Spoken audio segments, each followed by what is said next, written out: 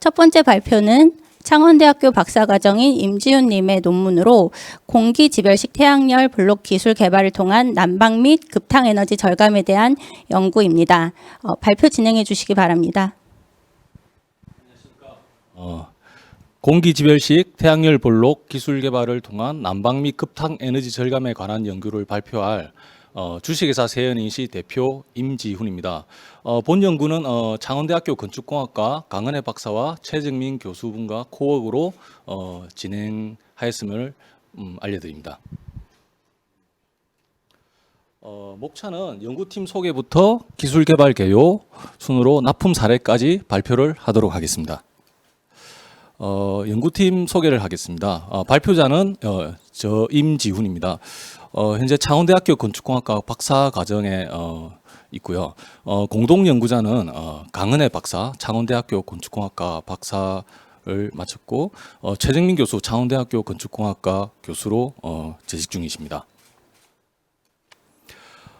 기술 개발 개요를 말씀을 드리겠습니다. 공기지별식 태양열 볼록 난방 및 급탕 설비란 국내 전통 구들장 온도를 원리를 응용해서 추결제인 흑색도를 벽돌 규격과 동일한 박스 프레임 내부에 설치 제작 후 건물 외벽에 설치하여 추결된 열을 덕트 및 팬을 통해서 겨울철에 실내로 난방열을 여름철과 중간기에는 에어레이션을 통해서 물을 데워서 사용하는 새로운 방식의 신재생 에너지 활용 시스템입니다. 그림에 보시는 바와 같이 건물 외벽에 태양열 블록을 설치를 하게 됩니다. 여기에 연결된 덕트와 팬을 통해서 겨울철에나 중간기에 난방을 하게 되고요. 여름철 급탕이 필요할 때 그리고 중간기에 급탕이 필요할 때 에어레이션을 통해서 태양열 블록의 고열을 덕트를 통해서 당겨서 물을 데우는 방식으로 활용하는 시스템입니다. 보시는 바와 같이 태양열 블록 개념도 사시도를 보여드리는 바와 같이 실제 모형은 이렇게 생겼습니다. 그 건축 태양열 벽돌 블록과 동일한 사이즈로 제작을 했습니다. 여기 내부에는 추결제 흑색 돌이 핀 형식으로 이렇게 설치가 되어 있고 이거는 이제 공기가 통로를 원활히 하는 방식과 열을 방출을 흡수와 방출을 쉽게 할 수 있는 방식으로 제작이 되었습니다. 보시는 바와 같이 리모델링 사례로 보면 기존의 건축물에서도 외벽에 있는 벽돌을 철거해서 태양열 블록을 설치해서 벽 내부에 덕트와 팬 설치해 가지고 난방을 할 수 있는 그런 아주 쉬운 시스템으로 제작을 할 수가 있습니다. 저희 태양열 블록 장점을 말씀드리면 에너지 절감 측면에서 저희 태양열 블록 1제곱미터를 설치 시 겨울 난방에 약 1kW 일량을 발생을 시킬 수가 있습니다. 그리고 디자인 같은 경우 측면에서는 지금 현재 태양열이나 태양광 시스템 같은 경우는 옥상에 추결 경사판을 설치해서 활용을 하고 있습니다. 그렇지만 저희 제품은 벽돌 타입으로 햇빛이 잘 드는 건축물의 창가나 외벽에 설치를 해서 옥상의 추결 경사판을 없애기 때문에 건물 디자인이 아주 예쁘게 마감을 할 수가 있고 보시는 바와 같이 이 벽돌이 디자인이 아주 럭셔리한 디자인입니다. 그래서 건축 설계하시는 분들을 통해서 건물 외관 디자인을 확보할 수 있다는 우수성이 있습니다.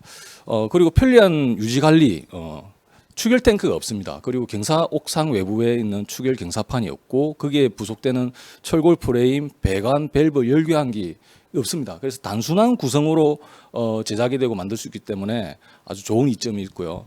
그리고 건식 조립식 벽돌 방식으로 시공을 하기 때문에 시공성이 아주 우수합니다.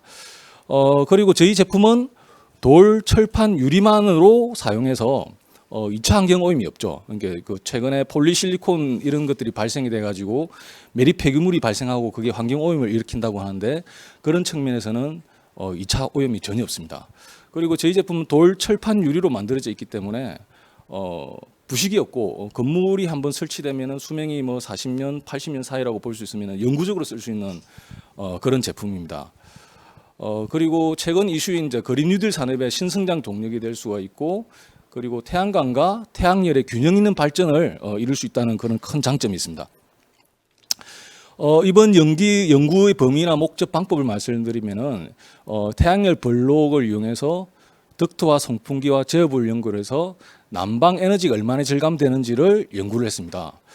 연구 방법으로는 2020년 12월 달 겨울철을 기준으로 했는데 컨테이너 박스 2개 동을 설치해서 A동에는 히트펌프 한 대 설치하고 태양열 블록을 설치했고요. B동에는 히트펌프만 설치했습니다. 그래서 태양열 블록을 열을 흡수해서 난방열로 이용해서 상대 비교를 해서 얼마나 이제 전력이 절감이 되는지를 테스트를 했습니다. 실험 결과 태양열 블록 추결제 전면 온도가 12시에서 1시 사이에 50도 이상 올라가는 고열을 추결을 할 수 있는 그런 걸 알 수가 있었고, 그리고 오전 10시부터 저녁 한 18시까지 테스트 결과 전력 에너지가 태양열 블록을 설치한 실험동에서 21%를 절감할 수 있다는 결론을 얻었습니다. 그리고 태양열 그 히트펌프를 가동하지 않고 순수 태양열 블록의 열원만 이용해서 난방을 비교를 했는데 여기서도 약 20% 정도 태양열 블록을 설치한 동이 실내가 더 따뜻했다, 그런 결론이 나왔습니다. 그래서 향후 실험 계획으로서는 태양열 블록의 열원을 이용해서 급탕 에너지, 물을 데우는 거죠. 급탕 에너지가 얼마나 절감이 되고 물이 얼마나 데워질 수 있는지를 테스트할 예정인데, 현재 일부 테스트 베드가 구성이 되었지만은 일부 조금 더 보완을 해가지고 성능을 더 높일 계획을 진행하고 있습니다. 그리고 이게 납품 사례를 말씀을 드리면은 국내 최초로 창원시 마산 해운구 양덕동에 개인 단독 주택에 이 태양열 블록을 설치를 했습니다. 보시는 바와 같이 최초 건물이 특파기를 해서 외벽에 태양열 블록을 설치할 수 있는 외부 급부집 공사를 했습니다. 급부집 철거하고 콘크리트 구체가 나왔을 때 태양열 블록을 그림과 같이 설치를 해서 현재 건물이 완공이 되어서 태양열 블록을 이용하고 있습니다. 이상 발표를 마치겠습니다. 감사합니다. 세 번째 발표로 그럼 넘어가겠습니다.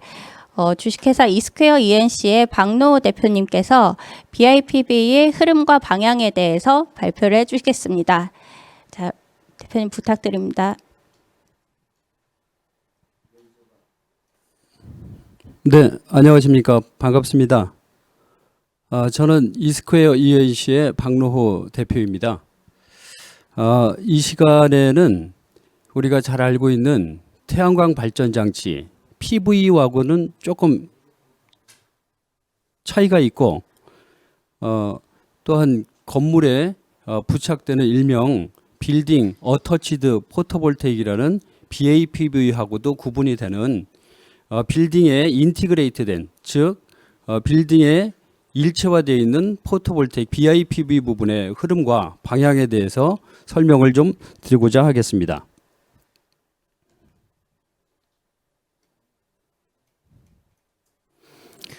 네, 먼저 저는 제가 맡은 분야는 그 건물 에너지의 두 가지 요소인 패시브와 액티브 부분을 다루고 있는데요. 그 중에서 진공유리하고 시스템 청호를 결합한 그 에너지 세이빙 분야의 설계와 시공 부분을 맡고 있고요. 또 하나 이제 그 태양광 발전인 BIPV 부분하고 건물에 들어가는 연료 전지를 활용한 건물 에너지 제너레이팅 부분의 설계와 시공, 또 그 유통 부분의 사업을 현재 하고 있습니다. 자, 그러면은 오늘의 순서로서 BIPV의 흐름과 방향에 대해 가지고 순서대로 말씀을 좀 드리겠습니다. BIPV의 관련 기술 변화 부분을 오늘 주로 설명을 좀 드리겠는데요. 그에 따라 가지고 현재 정책 부분하고 또 몇 가지 현장의 실사례들을 바탕으로 운영되어지고 있는 운영 실태, 그리고 우리가 앞으로 그 이 운영 실태 상황을 보고 어떻게 그 BIPV 부분의 방향으로 나갈 것인지 순서대로 좀 말씀을 드리고자 합니다. 네, 보시면은 BIPV는 1990년도에 독일에서부터 좀 시작을 해가지고요. 국내에 들어온 거는 2007년도 섬진강 토산어류 생태관에 루프 부분을 설치하면서부터라고 봐도 될 것 같습니다. 그래서 기술의 변화를 이렇게 쭉 살펴보게 되면은요, 2007년도에 들어왔던 제품이 사실은 그때 당시에 PV 부분 일반 태양광 발전 장치를 해서 전기만을 이뤄내는 PV 부분이 주가 돼 있어서 BIPV에 대한 기술적인 부분이 아직 국내에는 그렇게 활성화가 되지 않았었습니다. 그래서 이 섬진강 토산어류 생태관에 들어가 있는 BIPV용 전용 모듈 부분은 독일에서 수입을 하게 됐는데요. 그래서 일반 PV하고는 지금 달리 일반 PV는 그라스와 그 백시트라고 해가지고 뒤에 테들러라는 그 타입을 많이 썼는데요. 그래서 G2T라고 해가지고 그라스와 백시트 사이에 셀을 집어넣어서 라미네이팅을 시키는 거에 반면 BIPV는 G2G라 해서 그라스와 그라스 사이에 셀을 집어넣어서 라미네이팅을 하는 타입이 있는데요. 이 부분이 또 하나의 특징이고 또 하나는 그 전기가 나오면은 전기를 모으는 정션 박스가 있는데 일반 PV는 그 모듈의 후면에 노출이 되어 있어서 건물에서 사용하기에는 부적절한 그러한 형태로 되어 있었습니다. 그래서 BIPV에 쓰이는 정션 박스는 그 모듈의 엣지 부분에 들어가서 그 틀 속에 들어가는 그 펜슬 타입으로 아주 작은 정션 박스로 되어 있다라는 게 또 하나의 이제 PV하고의 차이점인데요. 여기에 들어가 있는 섬진강 그 루프에 들어가 있는 부분은 외부의 그 어떤 구조적인 성능이라든지 설하중으로 인한 그 내구성이라든지 이런 부분을 견디기 위해서 유리 두께가 일반적으로 쓰는 그 PV의 전면 프론트 유리가 2.3T 정도가 됩니다. 그러나 여기에 사용된 유리는 6T 유리 정도로 해서 구조적으로 강한 유리를 사용을 하게 됐는데요. 또 하나 이 부분은 보통 보면은 PV가 그 라미네이팅을 시킬 때 EVA라든지 PVB 같은 그런 필름제로서 봉지재를 사용을 하는데 여기에 특징은 그러한 라미네이팅을 하지 않고 레진으로서 충진해 가지고 했던 그런 BIP용 전용 모듈이 특징적인 부분이라 할 수 있겠습니다. 네, 그 다음에 시간이 조금 지나서 이제 건물 형태 및 용도에 따라 가지고 다양한 태양 전지가 적용이 되어 있는데요. 특히 방막 태양 전지가 주로 이제 그 실리콘을 위주로 한 그 태양 전지를 떠나서 건물에 어울릴 수 있는 방막 태양 전지가 이때 시작을 하게 됩니다. 실리콘 계열의 아몰포스 실리콘이 나왔는데 이 부분은 레이저로 스크라이빙을 함으로써 외부의 투과도를 나타내는 그런 시스루가 되는 그런 어떤 특별한 점이 있고요.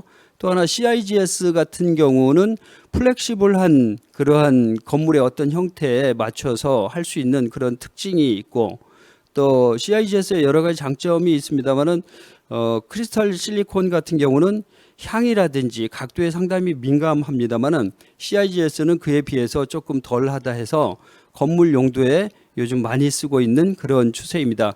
또 하나 그 건물에 붙이기 위해서는 칼라라든지 투명도라든지 이런 부분들을 요구가 되어지기 때문에 염료 감응형이라는 태양전지 DSSC가 그때 많이 이렇게 개발되고 했었습니다만은 아직까지 내구성이라든지 효율, 어떤 단가 이런 부분 때문에 상용화가 되지 못한 그런 시기가 있었습니다. 그다음에 2016년 정도에 지금 보시는 바와 같이 인천공항 터미널 2 여객 터미널인데요. 여기에 루프 부분에 들어간 모양을 보게 되면은 건축 디자인하고 어떤 대응을 하기 위해 가지고 BIPV 설계 최적화되어 있는 그러한 모습을 볼 수가 있겠습니다. 그 한정된 공간에 최대 효율을 나타내기 위해서 고효율 모듈하고 인버터를 사용했는데 일반 그 모듈 자체의 인면을 보게 되면은 전기가 나오면은 전기를 모아주기 위해서 버스바라는 앞에 그 알루미늄이라든지 이런 버스바로 인해서 그 면적만큼 발전이 안 되게끔 돼 있습니다. 그래서 이런 것까지 감안을 한 올백 컨택이라 해서 모든 그 전기 통로 부분을 모듈의 후면 쪽에다가 집어넣는 그런 고효율 모듈 부분과 인버터 부분이 이때 이제 많이 나왔고요. 또 시간이 조금 지나서 이제 실제 BIPV 부분이라는 거는 건물하고 일체화돼야 되기 때문에 건물 외장재 일체화를 위해 가지고 칼라 모듈이 이때 이제 출시가 됩니다. 그래서 고율 컬러 모듈을 만들기 위해서는 칼라 모듈을 만드는 여러 가지 방법이 있는데 칼라를 한다 해가지고 출력이 너무나 저하가 되면은 그 또한 문제가 되기 때문에 고효율 컬러 모듈을 만드는 방법이 이때부터 지금 나오게 됩니다. 네, 그래서 보시는 바와 같이 우리가 여러 가지 다양한 BIPV의 예전 형태들 그리고 지금까지의 형태들을 지금 보고 계시는데요. 우리가 설계 프로세스 중에서 BIPV가 적용되는 그 여부는 건축가의 그 외장 마감재 디자인을 고민할 때일 것입니다. 즉, BIPV의 접근은 최초 건축가의 의지에서부터 시작된다고 저는 강하게 생각을 갖다 하고 있는데요.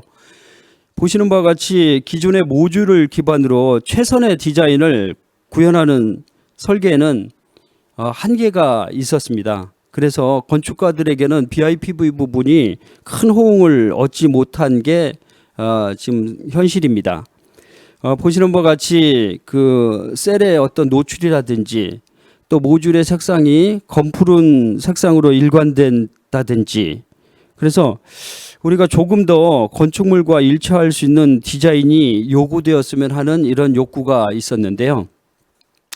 그래서 지금 보시는 바와 같이 우리 국내에서도 그 목동에 있는 서울시 에너지공사 본사에 실증 단계를 만들어 BIPV 부분의 여러 가지 형태를 국내 기업들이 설치를 지금 한 사례를 보시고 있는데요.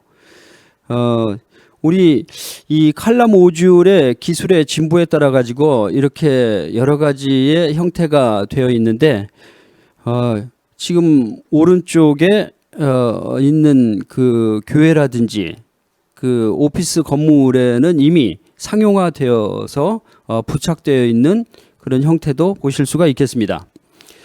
또 해외 부분에서도 유럽과 북미의 유럽 기술의 어떤 칼라 모듈이 이렇게 설치되어 있는 사례를 보실 수가 있겠습니다. 그러면은 칼라 모듈은 현재 어떻게 생산되어지는지 잠깐 살펴보려고 하는데요. 칼라 모듈은 아까 말씀드린 대로 BIPV 모듈은 G2G라 해가지고 유리와 유리 사이에 셀을 넣어서 라미네이팅을 시키는데 그 전면 프론트 글라스 부분을 칼라화 시키는 겁니다. 그래서 그 전면 프론트 글라스를 칼라를 시키는 방법은 크게 잉크를 사용하는 방법하고 금속으로 증착시키는 방법이 있는데요. 먼저 잉크를 사용하는 방법으로서 세 가지 부분을 좀 살펴보겠습니다. 소재를 유기 소재 부분하고 유무기 하이브리드 소재 또 세라믹을 위시로 한 무기 잉크 소재가 있습니다.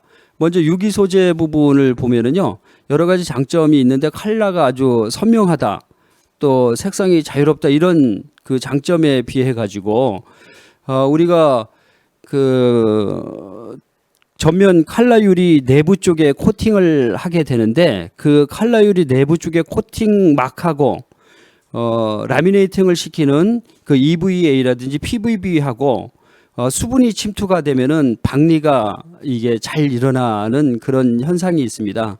그래서 이 유기 소재로 사용하는 그 칼라 모듈 부분은 사실상 외장재로 사용하기에는 조금 어렵다고 저는 보고 있고 유기 소재 부분은 내장재로 주로 사용하는 그러한 잉크라고 보실 수가 있겠고요. 두 번째 유무기 하이브리드 잉크 부분 자체는 그 하이브리드 바인더인 유기 실랑 커플링제가 또한 빛과 수분에 상당히 민감하기 때문에 어떤 수분 접촉이 없는 외장재로는 사용이 가능하다라고 보여지고요. 이러한 유기와 유무기 하이브리드하고는 달리 세라믹으로 되어 있는 세라믹 잉크 부분은 소송 온도가 670에서 700도씨 정도에서 소송이 되기 때문에 유리하고 거의 일체화가 되는 그런 장점이 있습니다. 그래서 일체화가 되다 보니까 내구성이라든지 이런 부분들이 변함이 없고요. 그러나 어떤 내광성이 조금 떨어지고 그 무기 잉크 자체의 단가가 상당히 높다라는 어떤 단점이 또한 있습니다.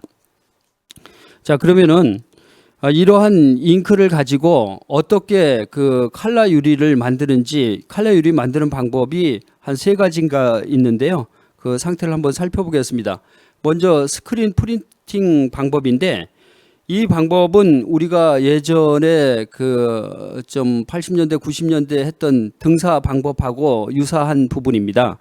그 패턴이 형성된 스크린 위에 유무기 잉크를 올려놓고 스퀴즈로 이렇게 긁어서 프린팅하는 방법인데, 이 부분은 생산의 속도가 높고 그리고 단가가 낮고 다양한 색상 구현이 가능하다는 여러 가지 장점이 있습니다.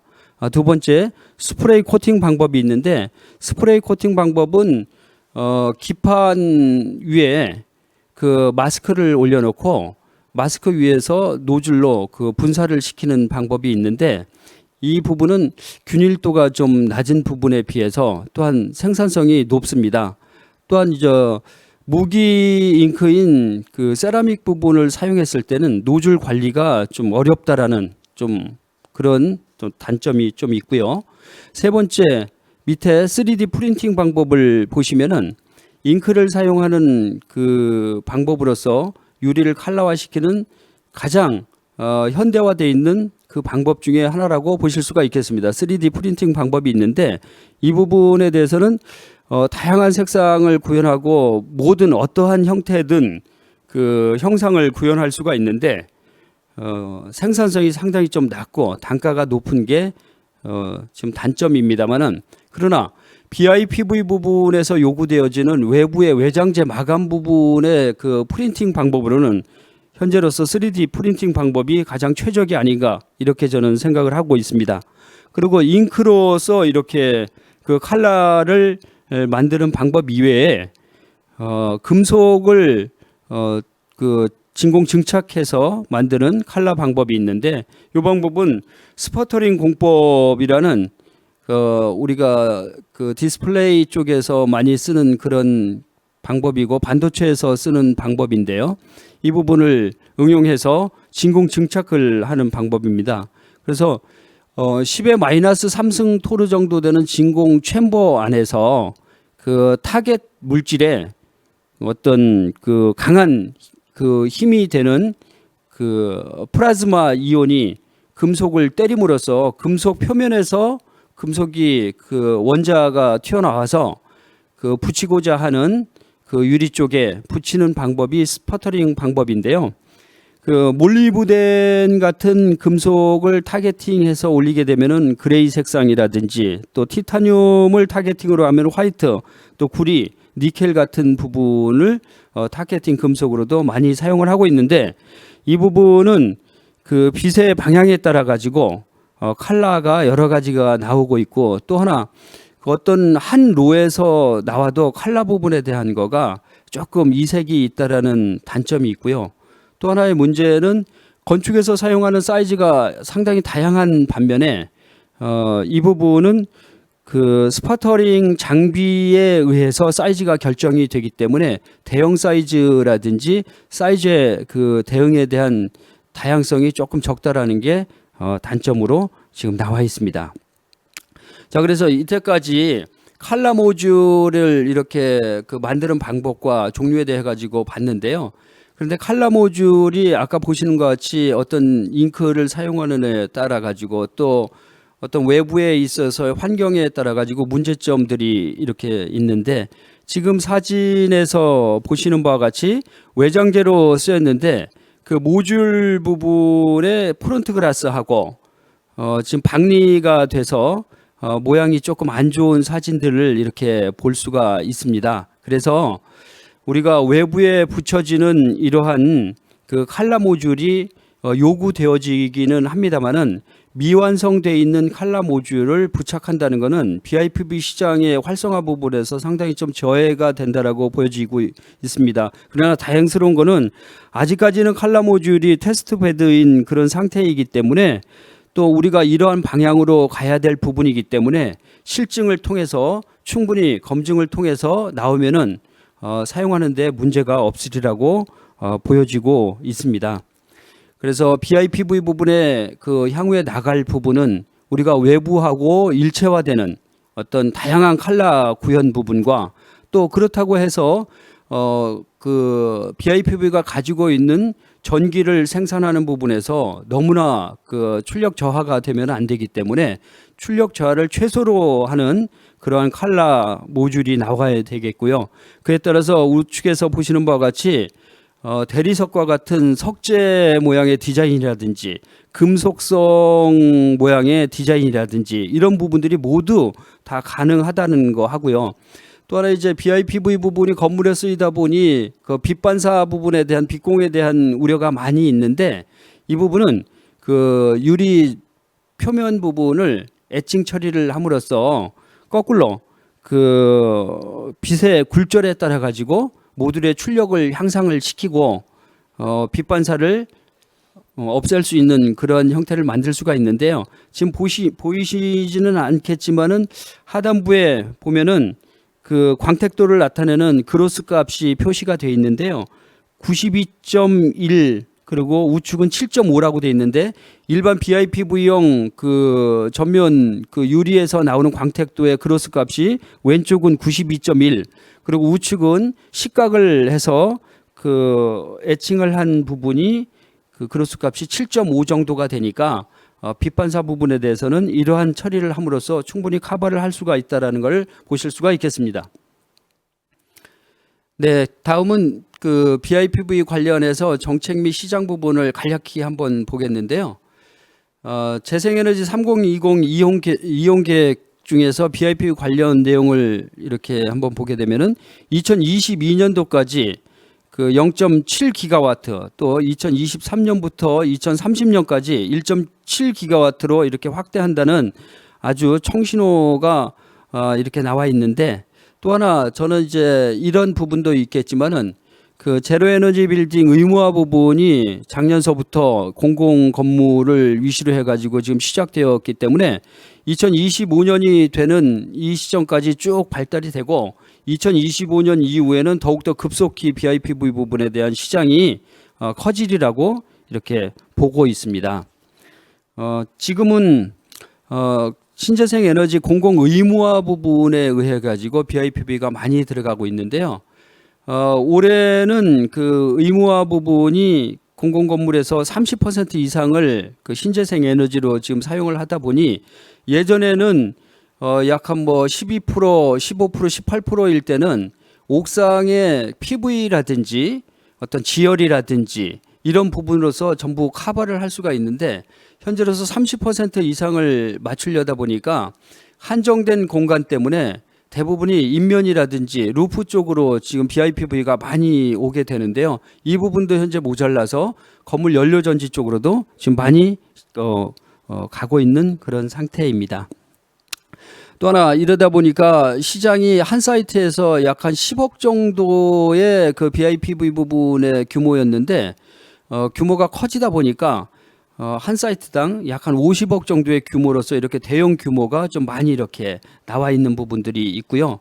그러나 조금 안타까운 거는 뭐냐면은 이 BIPV는 말 그대로 건축 자재화돼서 건물과 일체화되어 있는 게 그 BIPV 부분인데 건축 자재 일체화 비율이 좀 낮은 일명 BAPV하고 조금 혼재되어 보급되고 있다는 게 조금 안타까운 부분들인데 이 부분들은 지금 조금 정비가 되고 있는 걸로 또 알고 있습니다. 네. 다음은 세 번째로 국내 그 전국에 설치되어 있는 몇 개 현장들의 사례를 보면서 그 운영 실태를 살펴보고자 합니다. 그 전국에 약 한 7개 정도의 현장 사이트를 둘러보고 그 데이터들을 한번 수집해 가지고 분석을 해 봤는데요. 시뮬레이션 상의 발전량하고 실제 실측한 발전량하고 한밭대 솔라 큐브 같은 경우는 큰 차이가 없었습니다만은 그 나머지 부분에 대한 거는 크게는 약 한 46%까지 이렇게 시뮬레이션 발전량하고 실측 발전량이 좀 차이가 있었던 거를 지금 볼 수가 있었습니다. 그래서 저희가 한 현장, 인천에 있는 연구소 한 현장에 이미 설치되어 있는 그 현장을 분석을 해봤는데요. 그래서 모니터링 설비가 구축이 되어 있어서 이 부분에 대한 현장은 분석이 아주 좀 용이했었는데 그 내용을 한번 살펴보겠습니다. 여기에는 15개의 어레이로 구성이 되어 있는데요. 그 남측면하고 동측면의 수직과 수평면에 그 각각의 G2G, G2 테들러, 그리고 아까 말씀드렸던 방막형 아몰퍼스 실리콘 세 가지 형태의 그 모듈이 설치가 되어 있습니다. 그런데 보시는 바와 같이 시스템 로스, 즉 DC에서 AC로 변환되는 부분은 우리가 어쩔 수 없는 그 시스템 로스가 있는데, 그러나 우리가 충분히 운영상에서 잡을 수 있는 그 어레이 로스 부분이 있습니다. 그 캡처 로스 부분이 상당히 큰 부분이 있는데요. 거기에 그 어레이 인버터 9, 10, 11번을 보면은 다른 거하고는 달리 이 어레이 로스가 상당히 심했던 거를 볼 수가 있었는데, 그 왜 그런가 그 분석을 해봤습니다. 그런데 거기에 설치되어 있는 모듈이 아몰퍼스 실리콘으로 돼 있었는데, 그 아몰퍼스 실리콘의 특징이 일반 그 크리스탈 실리콘은 하고는 달리 그 전압이 상당히 높은 부분의 특성을 고려하지를 않은 인버터로 설치를 함으로써 효율이 떨어졌던 부분하고, 또 아몰퍼스 실리콘 모듈의 열파손, 또 수평으로 어떤 경사가 없다 보니까 먼지와 같은 오염도가 많이 쌓여 있어 가지고 이런 어레이 로스가 있다라는 것을 볼 수가 있었고요. 또 나머지 그 인버터 5번, 6번, 15번이 물려 있는 부분에 대한 것도 보면은 수평면으로 해서 경사 각도가 제로로 되어 있는 부분인데, 이 또한 먼지가 지금 쌓여서 어떤 출력률이 상당히 저하가 된 것을 이렇게 볼 수가 있겠습니다. 그래서 이것을 봤을 때 경사 부분을 조금이라도 뒀었으면은 빗물이라든지 자연적으로 날아가지 않았을까, 이런 좀 생각을 해보고 있습니다. 자, 다음은 BIPV 내구성 확인 시연 방법에 대해 가지고 살펴보겠습니다.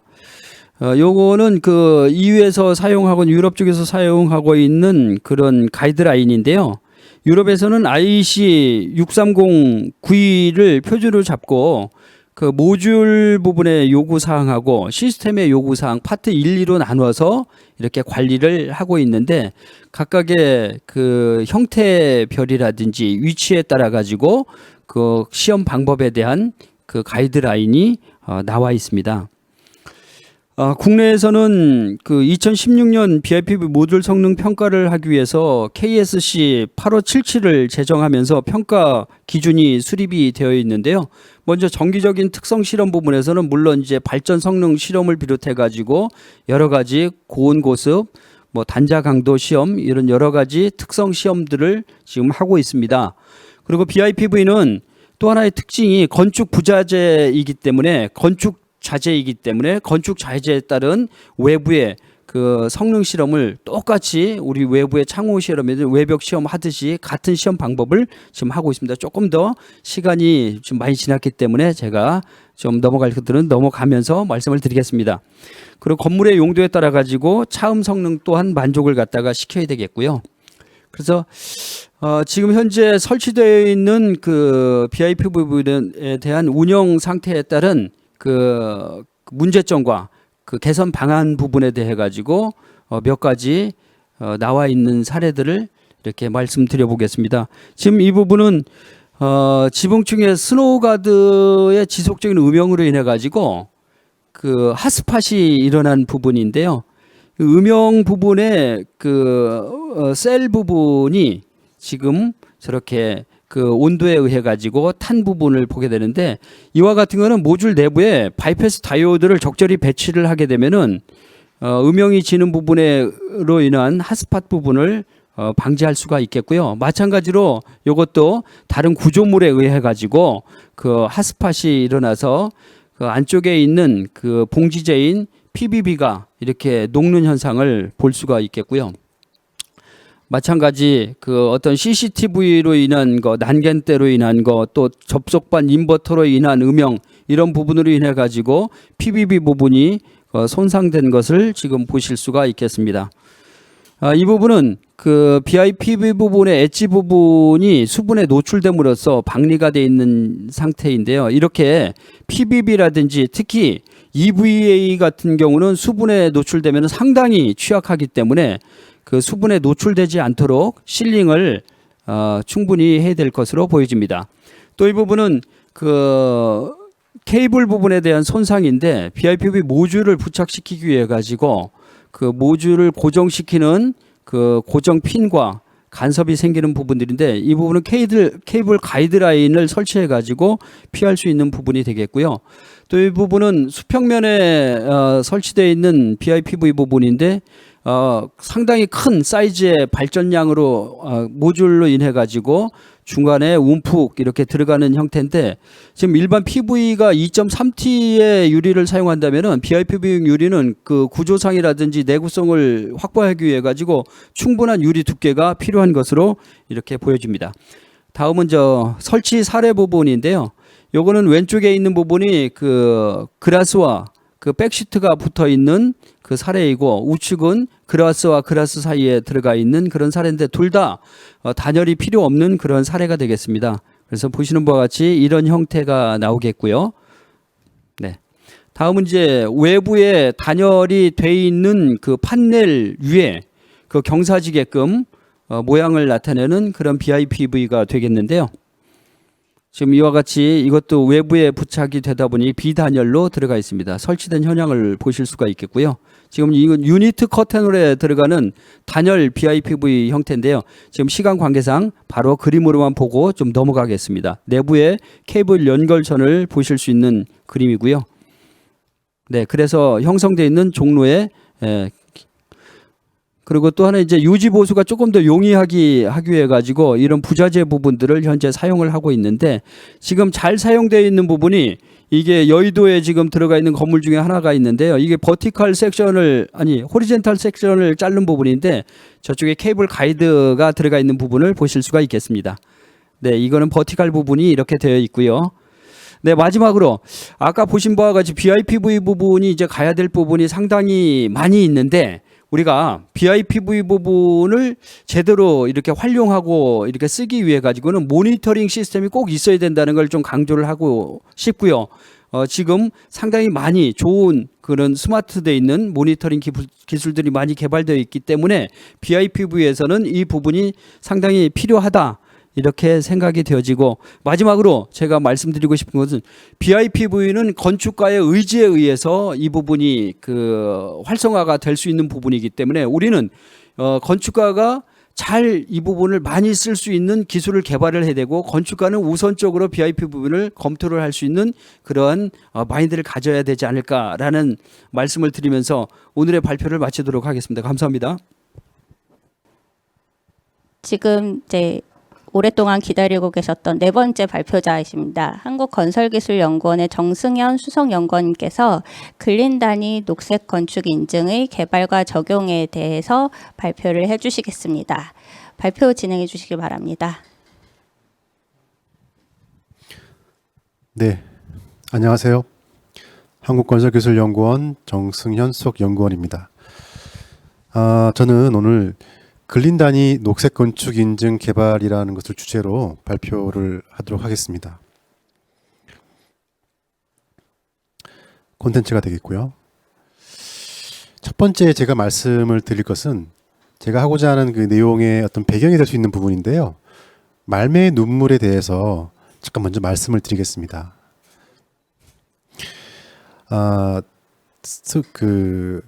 스웨덴의 그 코쿰스라고 하는 건축 조선소가 있습니다.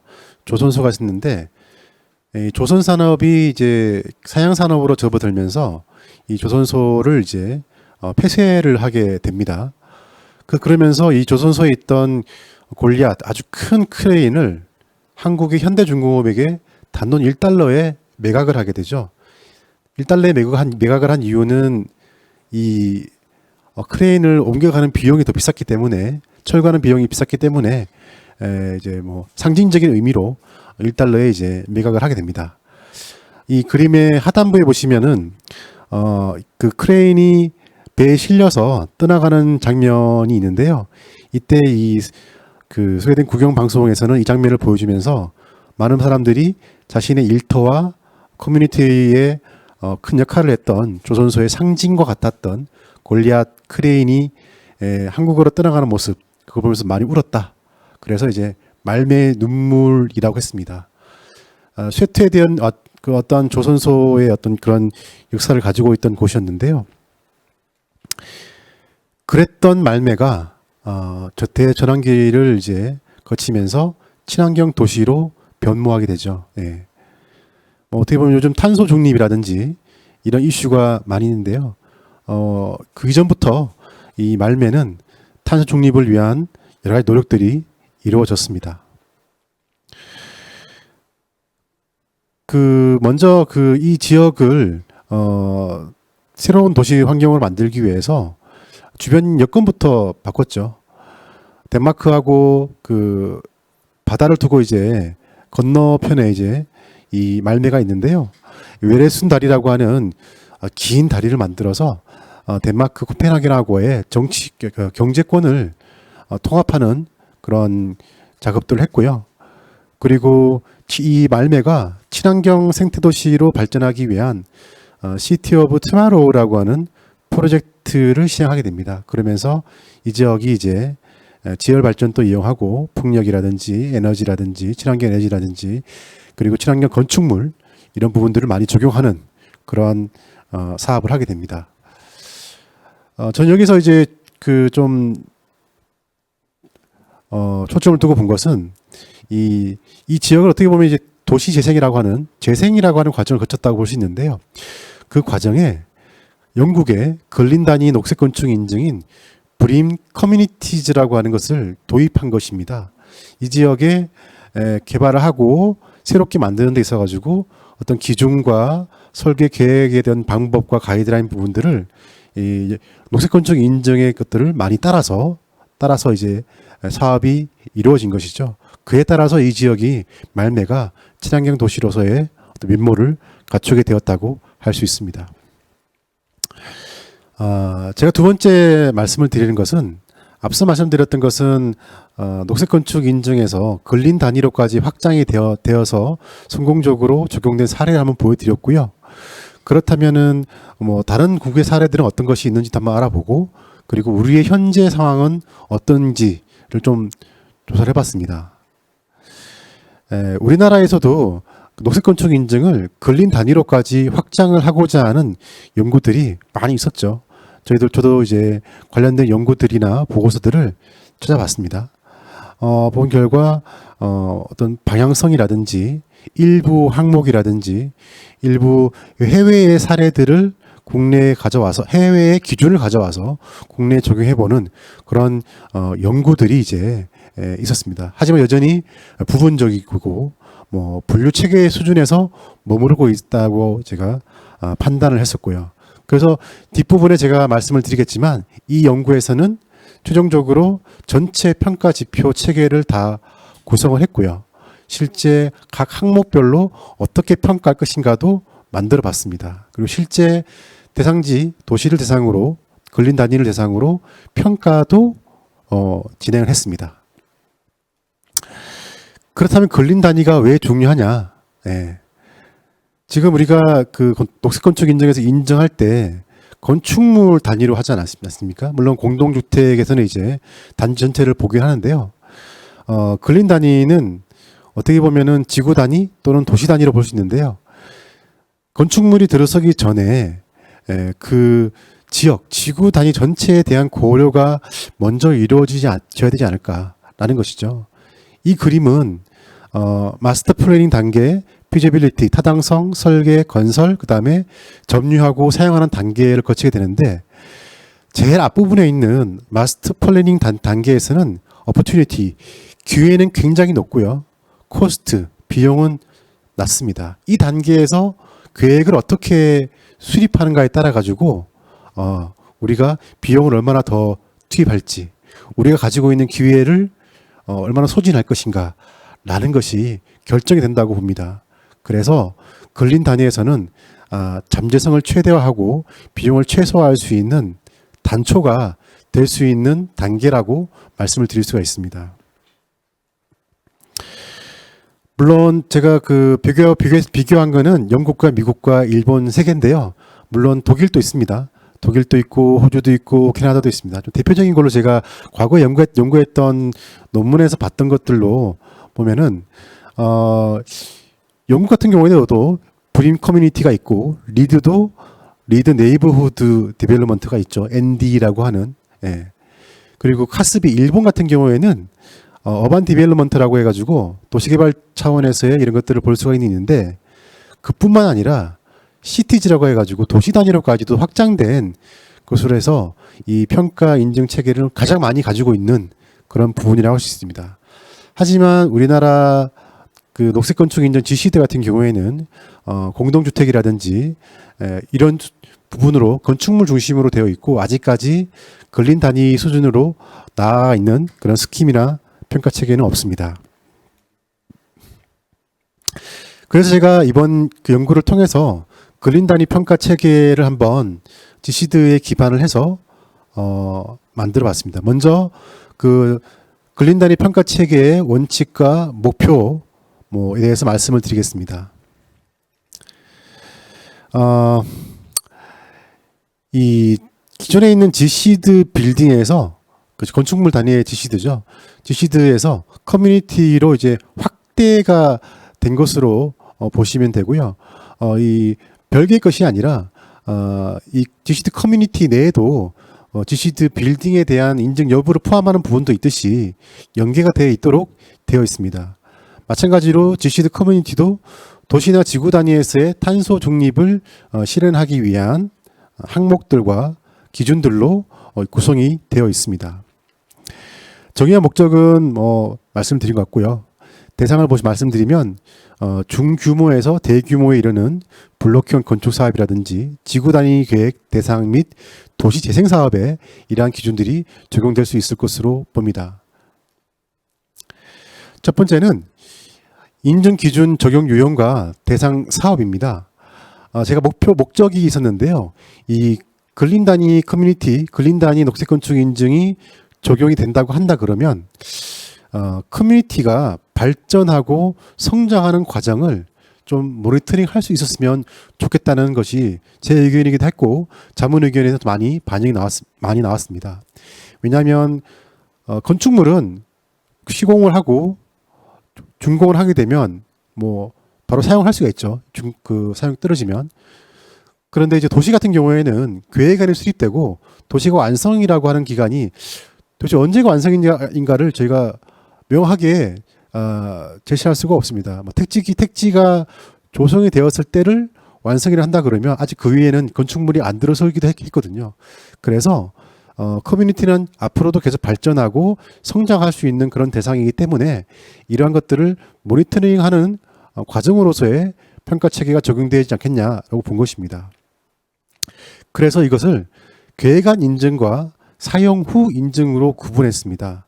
물론 우리가 녹색 건축 인증에서 예비 인증과 본 인증을 나누고 있지만 이 커뮤니티 인증에서는 계획안 인증과 사용 후 인증으로 했습니다. 그래서 계획안 인증은 마스터 플래닝에 대해서 인증을 하겠죠. 하지만 그 이후에 실제로 도시가 이제 착공한 다음에 이후에는 2년 단위의 재인증을 의무화하는 것으로 설계를 했습니다.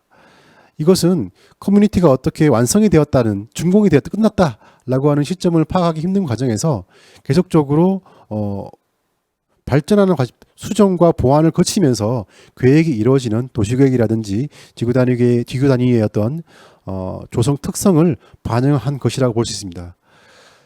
그렇다 보니까 시간이 지남에 따라서 더 높은 점수를 획득할 수도 있는 그러한 기회도 제공이 됩니다. 그리고 대상 사업은 정비 사업과 개발 사업으로 구분을 했습니다. 개발 사업은 택지 개발 사업이라든지 주택 건설 사업, 대조성 사업 이런 일련의 어떤 개발 사업이 될 것이고요. 정비 사업은 우리가 말하는 도시 및 주거환경 정비법에 나온 주거환경 정비 사업이라든지 주택 재개발, 재건축 이런 부분들이 되겠습니다. 그래서 향후에 물론 대규모 신도시 개발이 없어질 것이다. 많이 줄 것이다. 라는 부분들이 있겠지만 여전히 저희가 정비 사업이라는 부분들을 넣어놨기 때문에 적용될 수 있는 대상들은 계속적으로 있을 것으로 예상이 됩니다. 그 다음에 인증 대상 사업의 적정 규모에 대해서도 검토를 했습니다. 요거는 인구와 커뮤니티, 면적 측면에서 하나의 단일 커뮤니티로 인식할 수 있는 범위를 저희가 적용 대상으로 판단을 했습니다. 그럴 경우에는 도시계획에서 말하는 소생활권 정도가 적정할 것으로 판단이 되었고요. 이 경우에는 250m의 반경을 가지고 인구는 2, 3만 명 정도가 될 것입니다. 주로 행정동 규모죠. 물론 행정동이 이제 10,000명 정도로 이제 끊어지긴 하는데요. 좀 큰 규모 같은 경우, 중규모 같은 경우에는 2, 3명으로 이루어져 있습니다. 그리고 면적 같은 경우에는 20만 제곱미터 이상, 330만 제곱미터 이하가 적정 규모라고 봤습니다. 이것은 국토부의 신도시 계획 기준에서의 그 기준을 이하로 만들었습니다. 그거를 넘어서게 되면은 좀 대규모 개발로 가는 부분이기 때문에 그 기준을 저희가 적용을 했습니다. 그리고 그 탄소 중립 또는 이제 뭐 친환경에 대한 부분들은 평면적이지 않고요. 대기질이든 뭐 여러 가지 그 부분들은 입체적으로 경계가 설정이 되어야 된다고 봅니다. 그래서 사업 대상지의 경계는 최대 지하 개발 범위, 그리고 최대 지상 개발 범위, 그리고 평면적으로는 사업 대상지의 경계로서 이것을 정하고요. 그 최대 입체적인 범위 내에서 일어나는 이슈나 영향들은 반드시 이 평가 항목에서 고려해야 된다라는 원칙을 설정했습니다. 경계를 구성할 때는 뭐 당연히 그 일반적인 지구 단위 계획을 할 때도 보통 간선 도로라든지 산과 하천과 같은 지형 지물을 이용하는 것을 그대로 준용을 했습니다.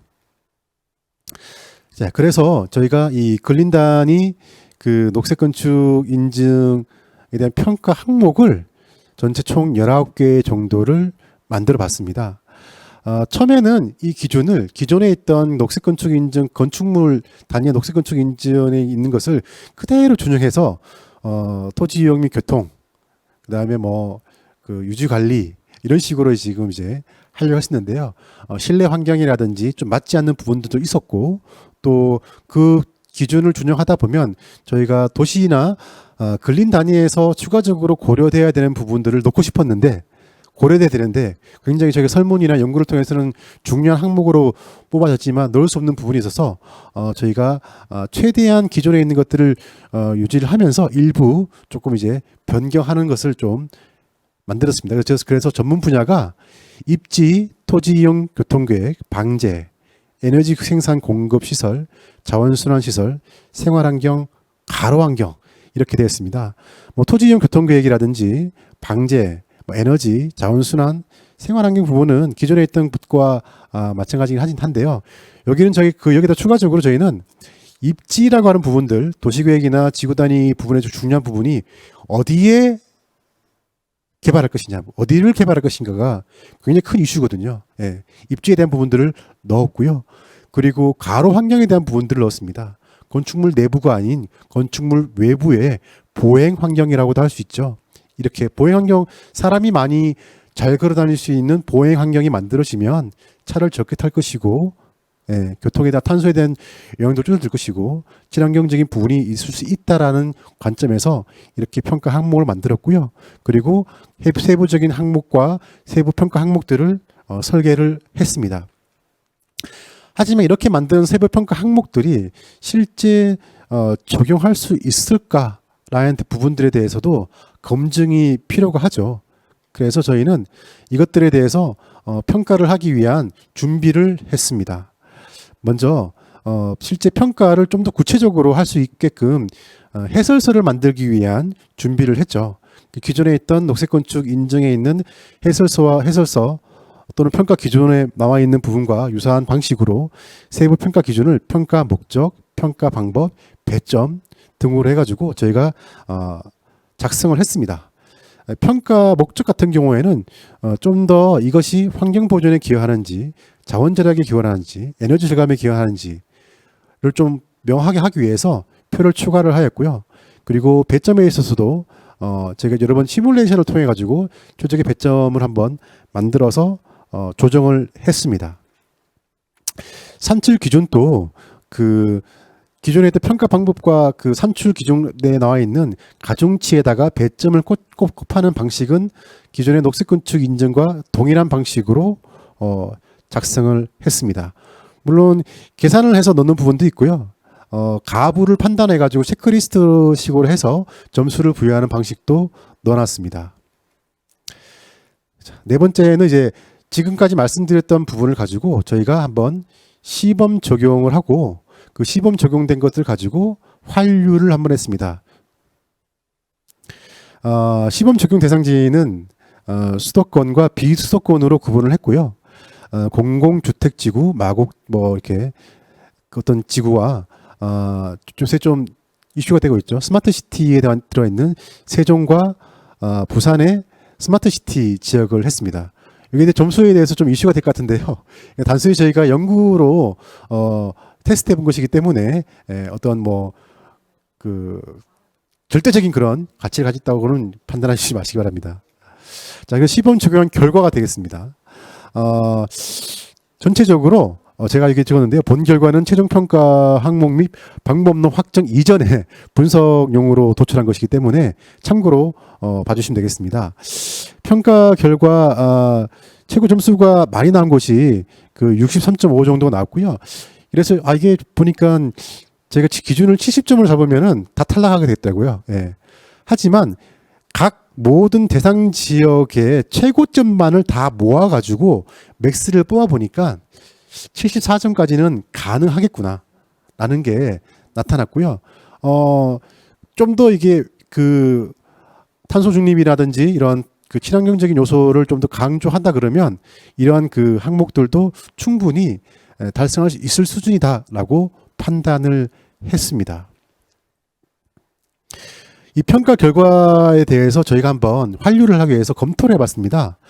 이거를 저희가 그 전체 19개 정도에 대해서 항목별로 평가한 결과를 가지고 이것이 정말로 구체성을 가지고 있는지 측정 가능한지 이걸 평가하려고 했는데 자료를 구할 수 없다라든지 평가가 굉장히 주관적일 수 있다라든지 이런 것들을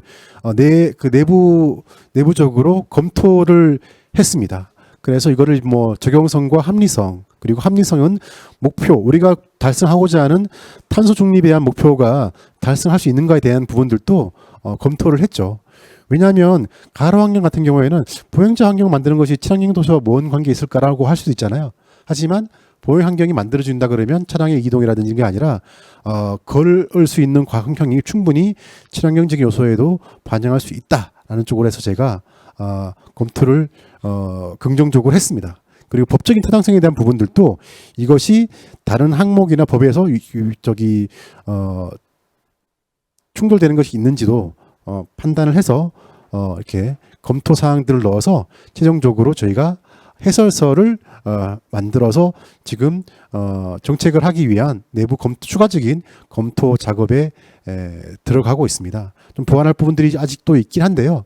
지금 현재 이 해설서가 지금 만들어져서 리바이즈를 하면서 대상지를 좀 확대를 해가면서 가능성을 계속 보는 식으로 연구를 진행을 하고 있습니다. 네, 이상 발표를 마치도록 하겠습니다.